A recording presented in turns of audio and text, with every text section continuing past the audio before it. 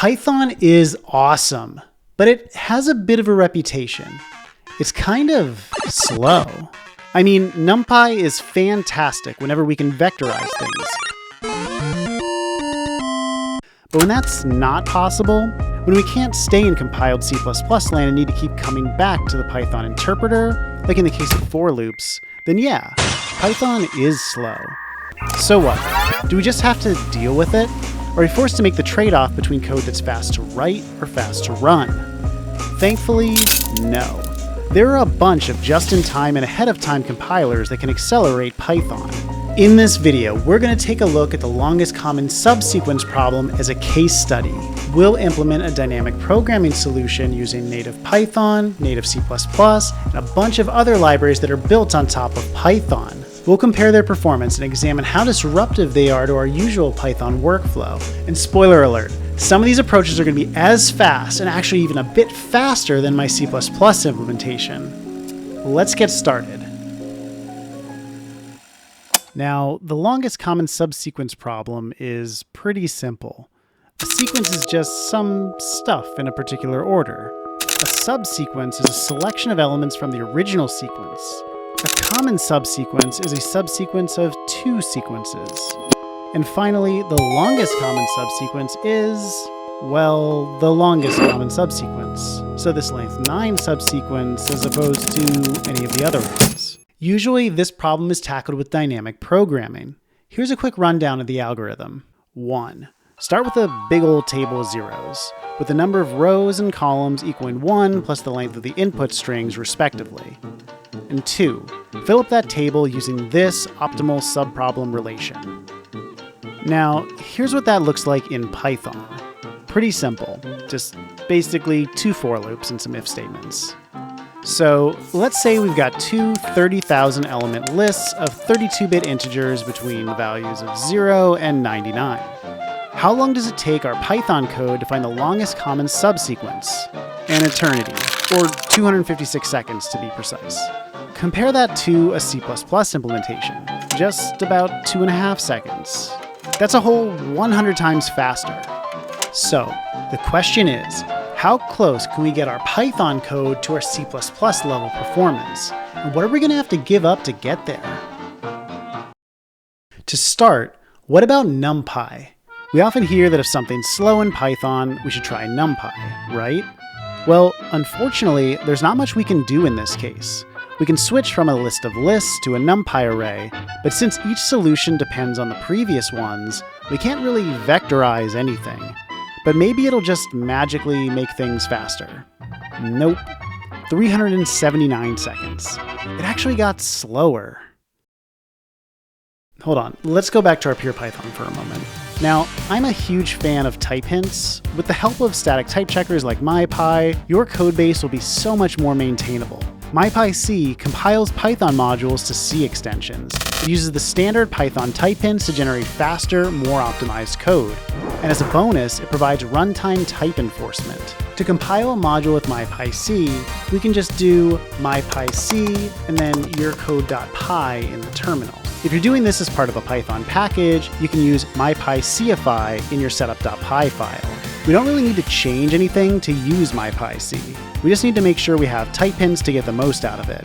Running our mypyc example, we get 27 seconds. That's a 9x speedup basically for free.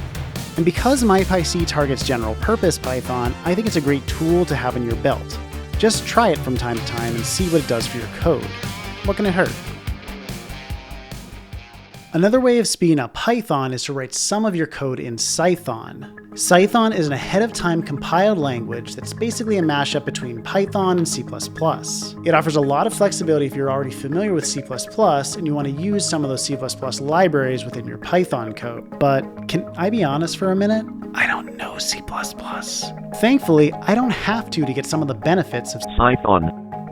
Starting from our pure Python implementation, we can actually get a bit of speed up just from compiling our plain Python code. That's right, Cython can compile plain.py files. It's pretty similar to mypyc. At the command line, we can run cythonize your code.py, or we can do a similar trick in our setup.py file where we import cythonize from cython.build and add it to our extension modules list.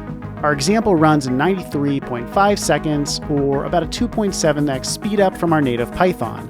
But we can do even better if we're willing to give Cython some more information. If we import Cython and use the cython.locals decorator, we can tell Cython which variables are local to the execution of our program and what their types are. That gets us all the way down to 28 seconds, which is on par with the 9x speedup we saw with mypyc. We can eke out a little more performance by adding some directives at the top of the file, getting down to 25.84 seconds. Here, we told Cython that it doesn't need to check for out-of-bounds errors or support wrapping around indexable containers. And all of this isn't too disruptive to our code. In fact, it's still valid Python. But if we're going to let Cython do the best it can do, we're going to have to let it be a bit more disruptive to our usual workflow. Instead of using a .py file, we can use a .pyx file. Now, this syntax is what I was talking about earlier that is sort of a mashup between Python and C. This lets us do a few things that we can't in Python. The most important of which is our dynamic programming matrix can be stored in a Cython.view array. After we create that array, our compiled code actually won't return to the Python interpreter for the rest of the function. In the end, this new .pyx version of the code gets us all the way down to 2.9 seconds. And I'd say that's pretty much on par with our C++ implementation. But looking back, what did we give up to get here? I'll be honest, I had to fight with Cython quite a bit to get to run faster than my pure Python version of the Cython code. And in the end, it was actually ChatGPT that helped me choose the right memory representation and get all my types right. So do with that what you will. Let's jump back to our numpy implementation. And I'm sure you're asking,